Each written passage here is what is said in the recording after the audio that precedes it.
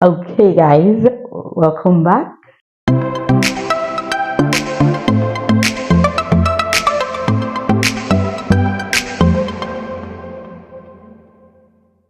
Hi, guys, welcome back to the channel. It's Kiki Frances. If you're new here, hi, you're welcome. And if you're an OG, welcome back to the channel. If today is the first time you're coming across my channel, please do also subscribe because I have a lot of goodies for you. On this channel, we talk about education, lifestyle, self-development videos, travel. So please subscribe, stick and stay with me, and let's build this beautiful family together. Okay, so I'm here to tell you about things that have shocked me. They shocked me as a Ghanaian living in Germany. Without wasting much time, let's just get right into the video. Please, please, and please again for the last time, subscribe. Okay, thank you. So the first shock I'm going to be talking about is in Ghana. When you're going to buy stuff from the market, you buy, they have black rubber, they just put it inside for you. Over here, when you go grocery shopping, you go and buy your stuff. You need to buy the bag to keep them. If you don't buy the bag, you hold your things in your hands. Nobody is going to give you any bag for not knowing that they don't do that. You have to buy, and you definitely will buy it. So, yes, that is one thing that actually shocked me, and I find like a good practice because it helps to curb like waste. I think that is why they don't even have rubbers flying all around because there is nothing that doesn't cost money in this country. Everything costs money in Deutschland. So yeah, I don't think you would buy your bag and decide to just leave it to be flying around because yeah, you're done. You don't have use for it again. No. Another thing is that no shop opens on Sundays. Okay, so if you're coming to Germany and you think that in Ghana you can go to the market from Monday to Sunday, you definitely get something to buy. You definitely get somebody selling something, even if the market doesn't open, or even if you don't go to the market, you will get smaller shops at home that actually serve you when you don't go to the market. But over here, there's nothing like that. Okay, so plan ahead so that you don't come and feel like, okay, Sunday I can just grab something. No. But another thing that I realized about Germans was everybody minds their business. Okay, everybody is minding their business.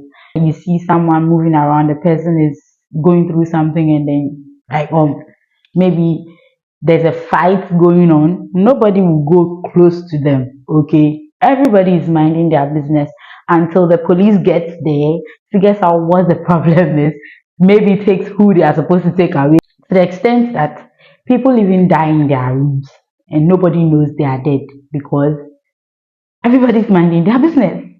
Whether you're in your room, you die, you're eating, you're sick, nobody knows. You just be there. Another thing that really, this is a shock. This shocked me. Like the smoking culture in this country. I mean, you'd see women. I mean, if I see men smoking, it is normal for me.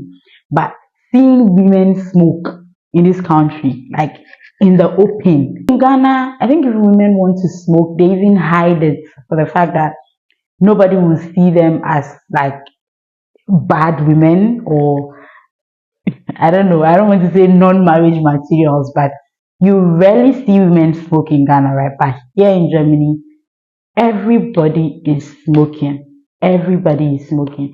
I mean, I see kids smoke, not like kids, but people that I think that this one is a teenager. She's not supposed to be smoking. She will be smoking because yes, smoking is normal for them in this country. I know in Ghana we have pedestrian walks beside the main roads, beside the road where pedestrians can walk. But we don't have lanes for bicycles. It's just cars and pedestrians. So if you are riding a bicycle, you're either riding it on the main road or you are riding it on the pedestrian lane or something. Over here, please, they have specific lanes for bicycles, cyclists, yeah, to use. So you will not see a bicycle riding on the road where cars are supposed to be going. And I think it's a very good thing. It will curb the level of accidents that happen between cyclists and then drivers. I think so. It's a good thing. Hey, the time culture in this country. I'll give it to them. Okay, you don't have to be late. You can't be late. Everything is timed in this country. You work by hours, you are paid hourly, so you have to adhere to time. When you're supposed to be somewhere by 7, 7 is 7, not a minute late, not a minute before. If you get there before time, you wait at exactly 7 o'clock, you press the bell, or you knock the door, or you do whatever you're supposed to do. Time culture, they respect their time in this country, and I love that about them. The trams, the buses respect the time, and if for any reason they are unable to make it at that time, they give you a notice, usually on the apps and maybe the boards, the signals that gives you, the times that the trams will be coming around. Yes, they give you a signal on that and even tell you why there is that delay. So another thing that I've realized, I don't know if there is any form of noise regulation or law against noise making, but the level of quietness in this country is superb. The only time you would hear a noise is when an ambulance is going somewhere. I don't even think the police does that. They don't turn on their siren when they are going somewhere. I've never heard. The only things I hear are the ambulance and the fire ambulance. Drivers don't even honk. They don't like beep beep. No, they don't do that. They don't do that. And that brings me to another point, that human beings respect traffic regulations in this country, not in my country. Drivers also respect the zebra crossing in this country, not in my country. Unless there's a policeman standing there, then they'll respect it. But if not, I'm in a hurry. Me call baby who person me jinama on our train. Hey. Yeah, so I think the reason for drivers not honking anyhow is because a human being or a pedestrian will also not cross the road anyhow, because they respect the traffic regulations a lot. My brothers and sisters, so I came to Europe during the summer, and right now is 1911. At the time I came, like at this time, it is really, really, really bright. Yes, the sun is even up around this time, but currently is 1911 and is as dark as 10, 11, 12 a.m. midnight. So it was really weird for me at a point, but I had to adjust because yes, I'm in a new setting, different time zone and all that. So yes, that is something that I found. It's not a cultural shock actually, but it's just something that told me, wow, God is great. Because how can God make this place like this and where I'm coming from a different, and we all have the same sky over our head, but things are clearly different in this side than where I come from. Another thing that I found really shocking is the fact that the level of nudity in this country in summer is, I don't know. They have naked beach that you can actually go to naked, pantless, braless, nothing, naked beach in this country. Naked beaches, they have saunas that are naked saunas. You go there, you go to the beach, you think you are going to the beach. Oh, I'm wearing a bikini to cover my, you know what I mean. But you go there and you see people the way God created them with nothing, absolutely nothing, nada, nada. Yeah. So I think nudity is tolerated in this country, but not where I come from. If somebody sees you like that, they will think you are mad. Excuse my language, but they will think you are mad. Yes. So we don't do that where I come from. So I found it really shocking when I saw people like that. Another thing that really shocks me in this country is the fact that you have to make appointments for absolutely everything in this country, except grocery shopping, of course. But even with that, Sundays you can't shop because it's an off day. Nobody works on a Sunday. You have to make appointments for basically everything. If you want to go and see a doctor, you have to book an appointment. If you want to go and see a dentist, you have to book an appointment. If you want to go to an office to do something, you can't just walk in, you have to book an appointment. If you are going to the foreign office or the immigration office, you have to book an appointment. Everything is by appointment in this country. And that brings me to the level of bureaucracy in this country. Every single time you are receiving letters, like, what is this? Where I come from, I have never received a single letter coming to me in my house. Like a single, I've never ever, since I was born, never. But since I came to this country, if I tell you the number of letters I have received, it's mind-boggling. It's really going to shock you. So I don't know, but everything is by appointment. Bureaucracy is really high, top notch in this country. Too many letters, too many letters, too many letters, and I don't know. Sometimes it's frustrating. Yeah. Another thing that shocked me is people eating as they go. You can be sitting in the tram and you see somebody eating, snacking on bread, bottle of drink, something. And I found it really weird at first, but getting accustomed to the whole system made me realize that, okay, so most of the time you don't have time to eat because you're always in a hurry to get somewhere. You don't have time to, sit, take your time to eat like we eat in Africa, because everything is timed in this country. And if you are late, you better take your food, put it in your bowl, something, clamp it, put it in your bag, take it wherever you are going to. Maybe eat along the line when you are feeling hungry. You get where you are going, you are done with what you are doing, you eat it, or people decide to eat as they go. Another thing that shocked me, because me as a Ghanaian, how can I go out with a man who asked me to go out on a date, and after we are done, then he's expecting us to split the bills?